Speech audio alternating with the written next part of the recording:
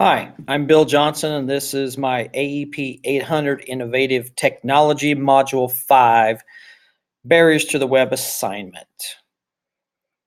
We are asked to read 4 different articles here at the beginning and talk about the barriers. The first one is the barriers to using Web 2.0 in the 21st century schools, which there are several different barriers, and that many of them are like when the teachers are lacking the time, the technology in the school building may not be completely popular and up to date.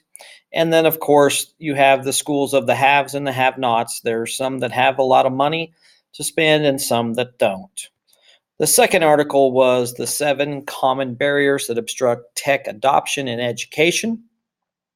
And as I read through this, it was kind of interesting to look at this because many of this applies to my school, where the first thing that they talked about was you may or may not have everybody on the same page. There may not be a one clear vision for your school.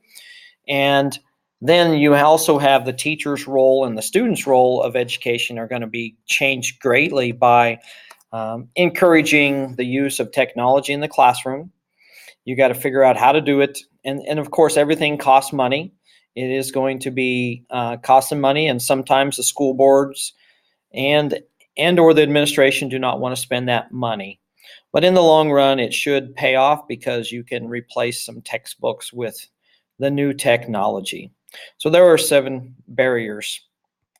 The third article was about the digital divide, and it talked about how a quarter of the nation is without broadband, which is kind of interesting in the fact that they kind of likened it to the stringing of electrical lines in the nation early on in our nation.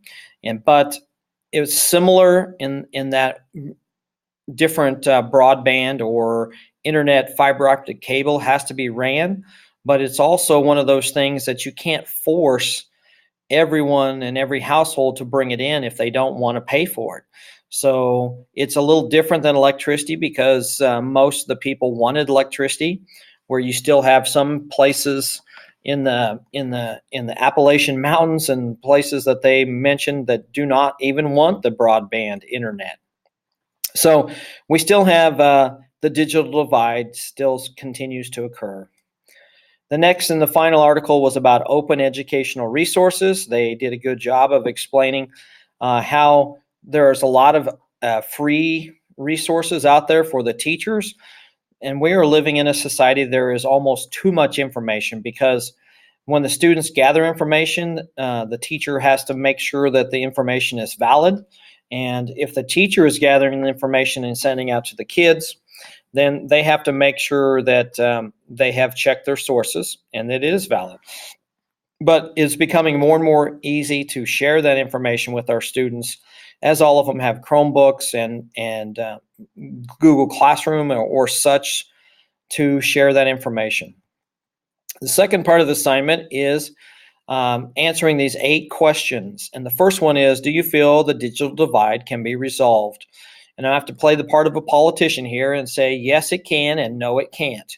I believe that we can improve the internet service in many places to resolve the digital divide of the haves and the have-nots. But I think that's going to come very slowly, and it's going to take some time. It's kind of like, illiteracy. It only changes over a period of time when people can't find jobs anymore. So we need to continue with this, and I think the digital divide will improve, but it's not going to be completely eliminated. The skill sets, do you feel that students need before they graduate? They need to be very comfortable with working around a computer.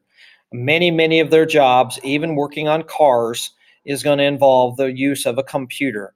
Whether they have a business like laying block or brick, they're going to have to send out bills, and it's probably going to be handled on a computer. So they're going to need to know and be able to communicate with the computer with others very, very well.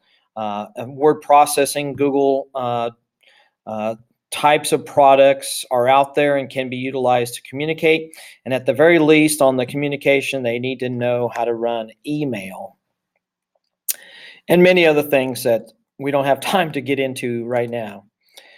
What impact has the global economy had on your personal use of internet? It has greatly increased my time on a computer. The amount of time that I spend looking at a computer screen nowadays is astronomical to what it was in my first years of teaching. Also, if you're going to communicate with others, if you're going to collaborate with others, if you're going to work together to build or to sell your products, you're going to have to use a computer to reach your customers.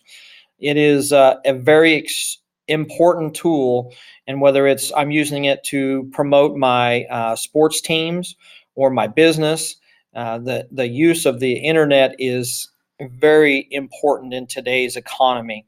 And without it, if you don't keep up, your business or team or whatever it is going to be left behind. What technology training do you feel is still need to be effectively integrated? I believe I need a lot more assessment tool type of training, how to give out good quizzes and tests on using the assessment tools that are needed. I also am still a little nervous about flipping my classroom, but I'm continually working on trying to do that. But I just think over time, I will get better and better at it. Is your district equipped with the 21st technology? I would say yes, we are equipped because we have done a lot of things to build the infrastructure at our school. We have the 1 gigabyte per second fiber optic cable brought into every single one of our campuses and every single one of our buildings in our district. And we do a lot of things with multimedia and Chromebooks, as well as we have full-time technology coordinator. So I think we're doing some good things here. What are the advantages of innovative practices in schools? Well, I think if we're innovative, we prepare students much better to be employed in the 21st century. Excuse me. I think students learning how to cooperate and collaborate with one another are very important in today's society. And our innovative practices allow students to fail and to overcome some of those failures over and over again. And I think that prepares them for what they're going to see in the job world. What disadvantages do you see? I think some of the disadvantages is we all know that students are not going to manage their time as well as what we would like them to as teachers. Sometimes they waste time by playing games online during school time and non-educational sites that they try to visit.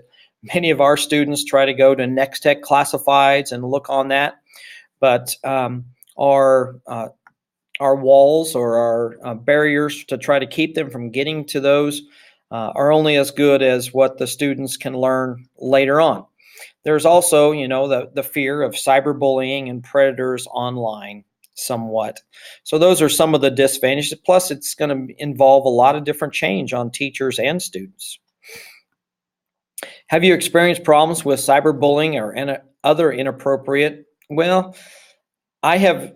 Yes, the answer is yes. We have seen some of that. The inappropriate use of our internet services usually occurs with the Chromebooks, and we see that by far much more than a cyberbullying attack.